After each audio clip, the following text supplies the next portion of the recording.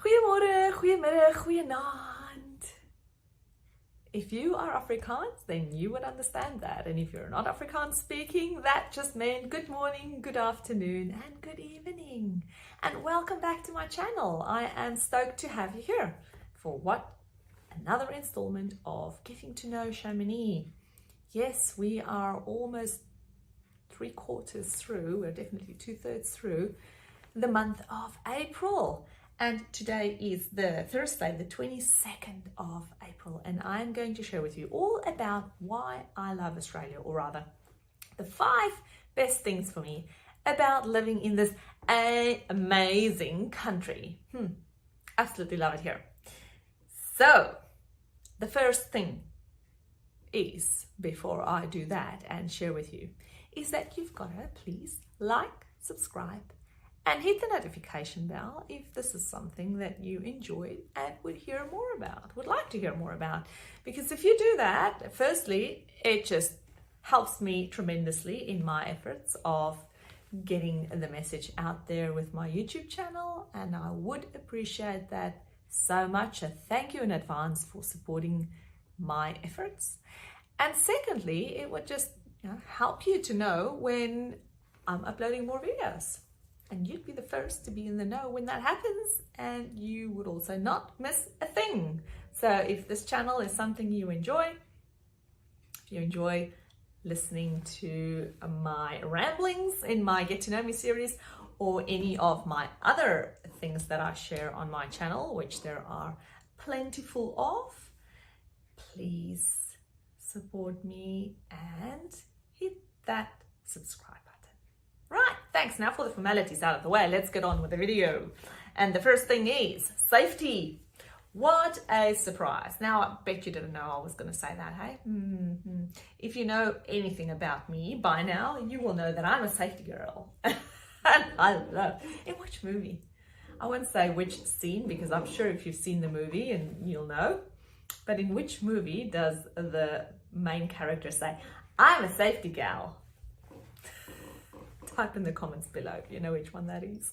I'd love to see that.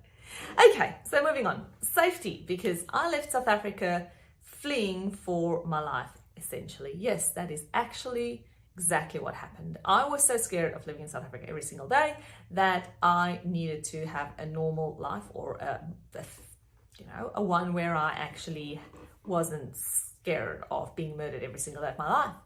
And so Australia has absolutely given me that safety that we all deserve to have in life. Nobody should fear that they are going to be murdered every single day.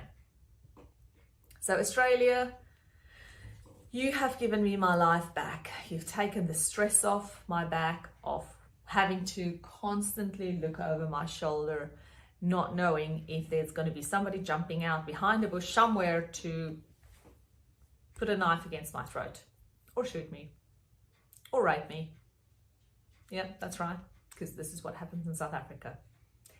In Australia, you don't actually know what happens in South Africa, but this is the normal things. This is the daily occurrences. No, it's not a once in a blue moon like you get in Australia, which is a once in a blue moon. And quite frankly, if somebody gets murdered in Australia, the whole of the country gets it on the main news bulletin of that day. In South Africa, people are murdered every single day like flies. They're just like killed like flies. It's absolutely horrific. And so being in Australia, I am tremendously thankful and blessed that I have been able to move over to Australia, because I can now actually have a normal life where I can go to bed at night not worrying if somebody is going to break into my house to kill me, or if somebody is going to smash my window of my car just because they wanted to grab my handbag, really, or just shoot me because they wanted to take my car, or just shoot me just because they felt like it, because nothing happens to them in South Africa if they do that, essentially. Right. Just a reminder, if you're in Australia, if you're living here, if you've always been here for all of your life, you are immensely blessed to be in this place. Okay, I'll move on. The second thing that I love about living in Australia, I love many things, but I'll just give you my 5 top ones. Second one is opportunity. This is the land, as so many refer to, of milk and honey. Literally, I do think so. Yes, we get lots of honey here. We've got beautiful bees that produce the most yummy honey. And in Australia, we obviously get all the lovely, interesting kinds of milks. You get dairy milk and you get all the other non-dairy versions of almond and cashews and soy and whatever. Anyway, but that's the literal meaning of milk and honey. But in terms of the real opportunities that are being provided in Australia, it's just incredible. Things like, to give you some concrete examples, things like part-time jobs or having a part-time role position at companies. There are so many more part-time positions going in Australia than there ever were in South Africa, that I'm aware of anyway. For example, if you are a mum and you go on maternity leave, 99% of the time you can decide either not to go back at all, of course anybody can decide that, or you can request from your company if you could come back in a part-time capacity. And most of the time that is granted, because so many mums, once they've been with their babies for a while, they realize that they actually don't want to go back full-time or just yet. And so they go back on a 1 day a week, a 2 day a week, a 3 day a week, whichever arrangement that they have with their companies. And then that allows them to spend more time doing other stuff, probably spending more time with their babies at that point in time. So there are many part-time jobs in Australia. Yes, they are very, they're not that easy to come by in terms of, lots of people applying for it. So they're one of the big favorites if you have a part-time job going. But there are certainly many part-time opportunities compared with where I come from originally, which is in South Africa. The second thing in opportunity, because remember, I'm with the second thing about what I love Australia about, is that you can be who you want, essentially. There are so many opportunities. You can become or have a career essentially whatever your heart desires, to be honest. Because if you want to go and study, you can do that. You can go and study. You can study anything. You are not being judged by your skin color or your race or your gender or your anything else, which actually goes 2.3, which is about fairness, which is why I love Australia as well. But you, just to add to point 2 of you can be who you want to be, Australia has so many support structures in place and help and educational slash informational kind of systems or sessions that they provide you, structures that if you wanted to become a hairdresser tomorrow, then the sky's the limit. You can just go and study hairdressing. Or if you have a midlife career crash and you want to do something else, you just do that. You reinvent yourself. You go and start something new. I have seen this time and time again where people get to a certain stage in their career and they're just like, that's it, I've had enough of this one. I don't want to do something else. And they change. They go back to uni or back to TAFE or college or wherever it is that they want to be, or they take up an apprentice, or they start their own business because they can. This is amazing. Australia has so many support structures in place to help you become who you want to be. And your limits are only determined by your own imagination. Okay. The third thing, as I mentioned earlier, what I love about being in Australia is the fairness. Again, no discrimination. Skin color, gender, ethnicity, whatever else you want to do it, disability, you name it. No. This is not a land of discrimination. And that makes it a very fair place to be. I cannot necessarily say the same of where I'm coming from, because unfortunately there, your future career, your progress, your progression at work your bonuses very often of what you earn and where you are allowed to go and jobs you're allowed to apply for are not based on the skills that you necessarily have, but they are very often based on who you are, what kind of gender you may have or may not have, although lo and behold, it's, people won't like that I say that, but I've seen this happen in South Africa, that discrimination is still very rampant there. And often people are judged by the color of their skin or their cultural background or even the country that they come from, because there are many people in South Africa who come from other places than South Africa, who come from North Africa, who come from Mid-Africa, who then travel to South Africa and go and work there. And if people find out that they're from whichever other country in Africa, then they are being discriminated against, which is absolutely ridiculous. It should not be that. You should get a job based on the merit of what you bring to that position, not your skin color or your race or the country of origin that you're from.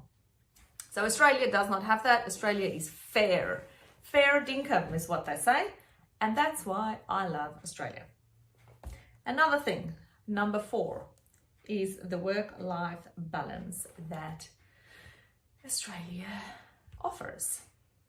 Now this you can see in so many ways in Australia. You can see it through policy development, and I serve and have served and still serve on many committees, councils, boards where policy development very obviously take into account work-life balance. So people should be able to work in circumstances that allow them to also have a work-life balance.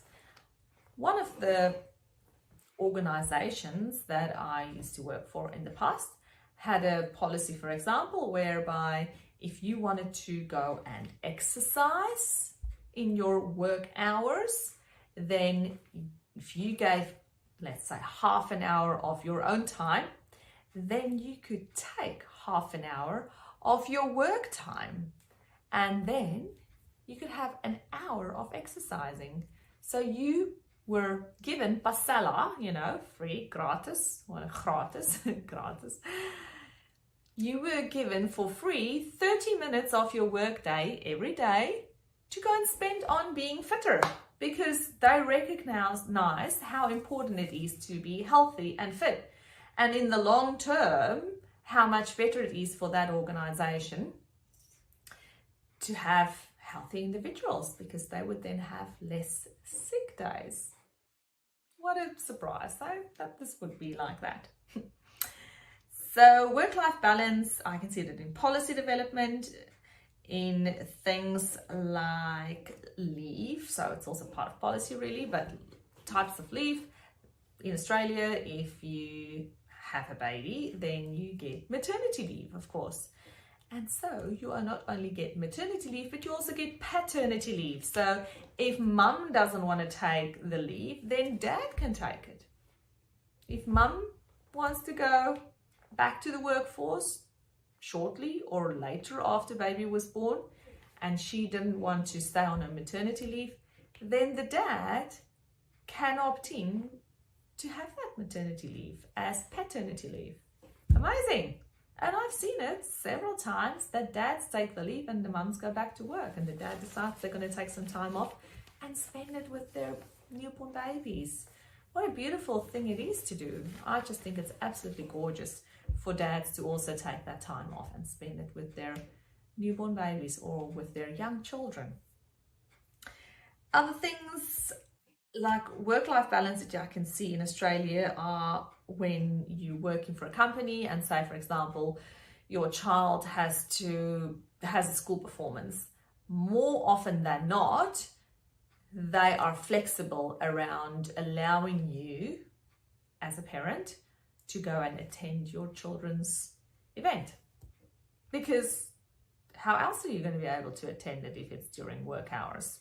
So they might come to an arrangement with you that, say, for example, for that day, you might start work a little bit earlier and then you get all your hours in before your child's event, which might be, let's say, at 4 o'clock in the afternoon. And so then you can leave work at 3 o'clock to be there in time at 4 o'clock, and you can still be a part of your child's school event.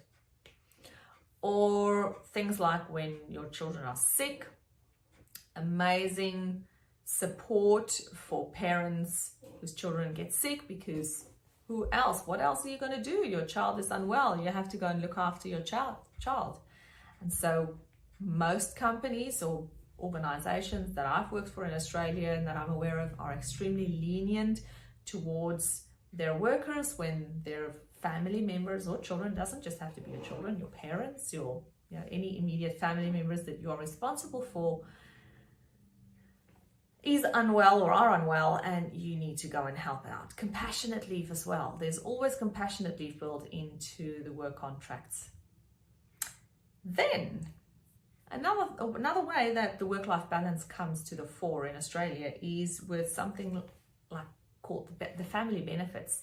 Now, we have a department organization called Centrelink, and Centrelink is a government institution. No, it must be an organization. How do we, let me know in the comments below what's the exact correct way to refer to Centrelink. But Centrelink is a government department, shall we say, that looks after the social /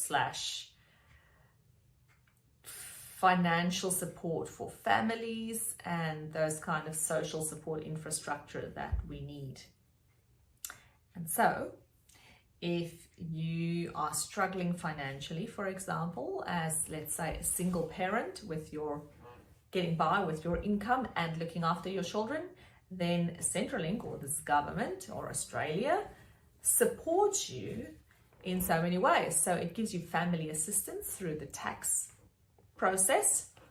If you have certain incomes or low incomes, or whichever way that they measure it, then there are financial support that the government gives you to look after your children. They also usually support you through allowing parents who are looking full-time after their children, I think, to have, it might have changed by now, but recently it was still 1 day a week that you can take your child to daycare if you wanted to, even though you're not working, and the government would pay a part of that daycare fee for you, so that you as a parent can also have time to do other things that you might have to do throughout the week, which is an incredible way of the government to support its people. Family-friendly practices. Then the fifth one is the fact, I love Australia, the fact that you can see where your tax money goes. We have taxes to pay in Australia, as you do have in South Africa and everywhere else in the world. Well, most places anyway. There are taxes in some shape or form. Get different types of taxes, but for the majority, or really for all of the taxes, to be honest, in Australia that we pay, I can see where my money goes. If I pay my money, my taxes to the local government, we call it the rates. Sorry for that sound. If we pay our rates, we see the result of the rates that we paid for, because the roads are in a good condition, they're upheld. The area gets new facilities for, say, youth. If there is a desperate need for more entertainment for primary school age children, and studies are being done about what those specific needs are for that specific suburb, then more often than not, there will be something built that will support those needs or meet those needs. For example, a skate park, if that's something, if you've got an area with lots of young children who needs entertainment or needs somewhere to go and burn some energy.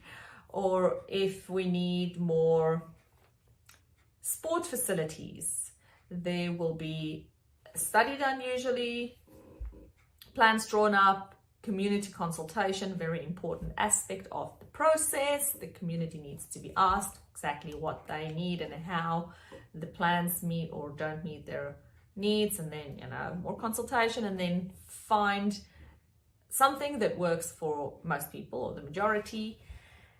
And you can see if you pay your rates where the money goes. Now, unfortunately, in South Africa, 90% of the time, we struggle to see where our money went that we pay for our rates. It's almost like, you know, you pay it and it's like disappeared in thin air.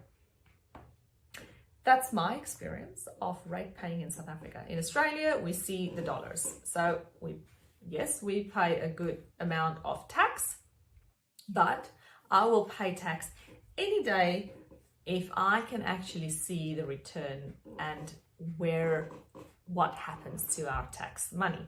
We also have a very, very good health system in Australia, public health system, which is called Medicare, and that again is mostly funded by taxpayer money. So if you have to go to a public hospital in Australia, you will be in amazing hands. We have been in public hospitals more times than I can remember. And every time the service has been tremendous. We have just been in the utmost best care of the best medical personnel. And again, didn't cost us a cent directly, but indirectly we pay for it because we pay tax in Australia.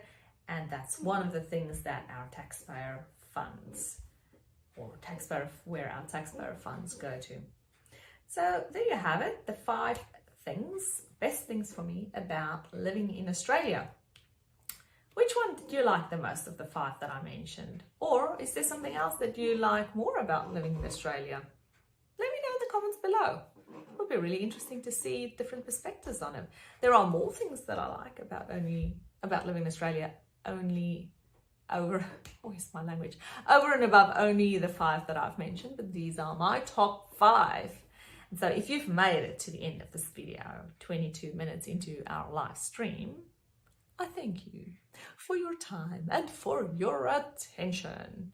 And I'd invite you to come back on another day, hopefully not a rainy one, or maybe if you need rain in your area, on a rainy one, to come and listen to the next installment of Get to Know Chamonix. And I'm just looking at my schedule here. And that would be tomorrow, the 23rd, and I'm going to tell you who I would love to have coffee with and why. That's going to be a very interesting one.